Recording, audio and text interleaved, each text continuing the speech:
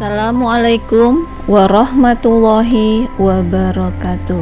Apa kabar anak ibu? Semoga anak ibu dalam keadaan sehat walafiat. Jumpa lagi bersama Bu Diah. Pada kesempatan kali ini kita masuk pada tema 5, pahlawanku. Subtema 2, pahlawanku kebanggaanku. Tujuan pembelajaran hari ini adalah siswa mampu mengidentifikasi peninggalan kerajaan Islam beserta pengaruhnya bagi wilayah setempat dengan benar. Siswa mampu menyajikan informasi tentang sikap kepahlawanan dari Ki Hajar Dewantara dan pengaruhnya terhadap masyarakat setempat. Kerajaan bercorak Islam di Indonesia.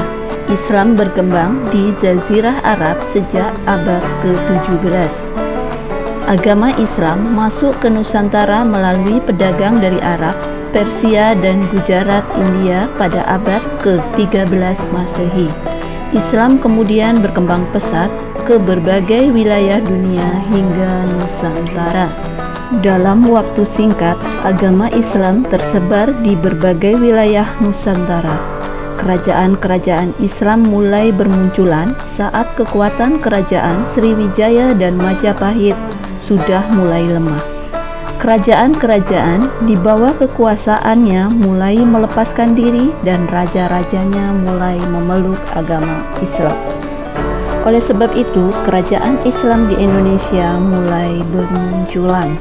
Antara lain Kerajaan Samudra Pasai, Kerajaan Aceh, Kerajaan Demak, Kerajaan Banten, Kerajaan Ternate dan Tidore, dan Kerajaan Gua Talo. Pada kesempatan kali ini kita akan mempelajari tokoh-tokoh kerajaan Islam yang ada di Indonesia. Siapakah dia? Beliau adalah seorang pahlawan dari Kerajaan Islam Gua Talo yang berjuang mempertahankan kedaulatan negeri dari penjajah Belanda. Tahun 1653 beliau diangkat menjadi raja pada saat usianya 22 tahun, menggantikan ayahnya. Beliau adalah Sultan Hasanuddin yang mendapatkan julukan ayam jantan dari timur oleh Belanda. Sultan Hasanuddin memerintah kerajaan Goa ketika Belanda sedang berusaha memonopoli hasil perdagangan wilayah timur Indonesia. Kerajaan Goa menentang dengan keras hak monopoli yang hendak dijalankan VOC. Dalam perjalanannya, terjadilah pertempuran yang berlangsung di medan perang Sulawesi Selatan. Perlawanan Sultan Hasanuddin akhirnya berhasil dipadamkan oleh VOC akibat pengkhianatan Arupalaka dari Bone. Sultan Hasanuddin terpaksa harus menandatangani perjanjian Bongaya pada tanggal 18 November 1667 di desa Bongaya. Perjanjian Bongaya itu sangat merugikan bagi rakyat dan kerajaan Goa. Akhirnya pada tanggal 12 April 1668 perang kembali pecah. Sultan Hasanuddin memberikan perlawanan sengit. Bantuan tentara dari luar menambah kekuatan pasukan Belanda hingga akhirnya berakhir menerobos benteng kekuatan kerajaan Goa, yaitu Benteng Sambaupo pada tanggal 24 Juni 1669. Sultan Hasanuddin bersumpah tidak akan sudi bekerja sama dengan penjajah Belanda. Pada tanggal 29 Juni 1669, Sultan Hasanuddin meletakkan jabatan sebagai Raja Goa ke-16 setelah selama 16 tahun berperang melawan penjajah dan berusaha mempersatukan kerajaan Nusantara. Kamis, tanggal 12 Juni 1670 bertepatan dengan tanggal 23 Muharram 1081 Hijriah, Sultan Hasanuddin wafat dalam usianya 39.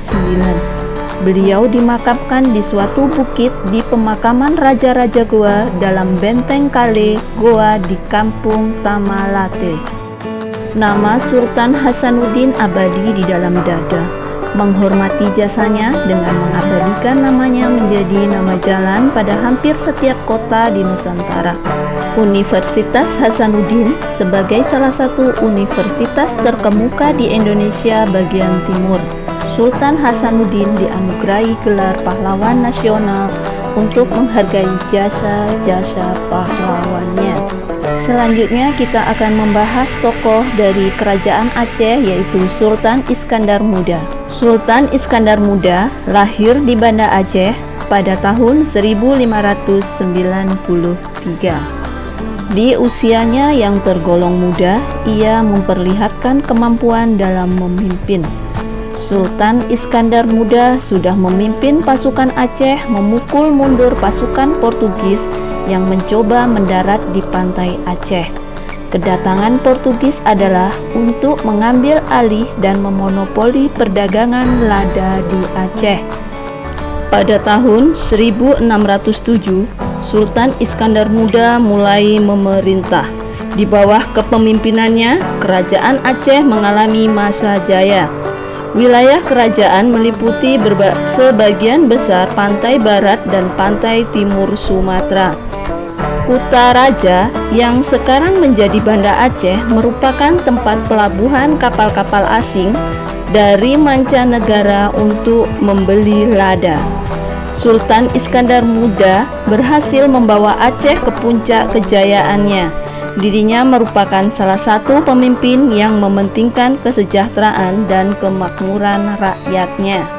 Pada tanggal 27 September 1636, Sultan Iskandar Muda meninggal dunia di usianya 43 tahun. Atas jasanya kepada negara, Sultan Iskandar Muda dianugerahi gelar pahlawan nasional. Tokoh selanjutnya yang akan kita pelajari yaitu Ki Hajar Dewantara. Apa yang kamu ketahui tentang Ki Hajar Dewantara? Nama asli dari Ki Hajar Dewantara adalah Raden Mas Suwardi Suryaningrat. Beliau lahir di Yogyakarta pada tanggal 2 Mei 1889. Raden Mas Suwardi Suryaningrat menamatkan pendidikan dasar di Yogyakarta dan sempat melanjutkan pendidikan di Stevia. Ki Hajar Dewantara merupakan pahlawan pendidikan Indonesia. Pada tanggal 3 Juli 1922, Ki Hajar Dewantara mendirikan perguruan taman siswa, yaitu sekolah nasional pertama bagi rakyat Indonesia. Taman siswa merupakan bentuk nyata perjuangan melawan penjajah, karena beliau yakin bahwa pendidikan akan membantu mencapai tujuan, yaitu kemerdekaan bangsa. Jasa Ki Hajar Dewantara sangatlah besar dalam dunia pendidikan. Beliau mendapat gelar Bapak Pendidikan Nasional dan tanggal lahirnya 2 Mei diperingati sebagai Hari Pendidikan Nasional. Demikian materi pada hari ini, semoga bermanfaat dan silahkan dikerjakan tugasnya. Ibu tutup dengan wassalamualaikum warahmatullahi wabarakatuh.